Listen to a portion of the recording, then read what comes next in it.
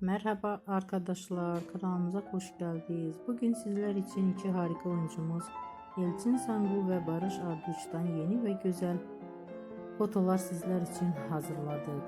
Yelçin Sangu öyle bir geçer zaman ki Kurt Seyit ve Şura ve Kiralık Aşk dizisinde rol almış ve herkes tarafından çok beğenilmişti. Biz de sizler için onların güzel ve romantik karelerini hazırladık. Bu videoların devamlı gelmesini istiyorsanız da kanalımıza abone olup yorum yazmayı unutmayın. Bizden bu kadar.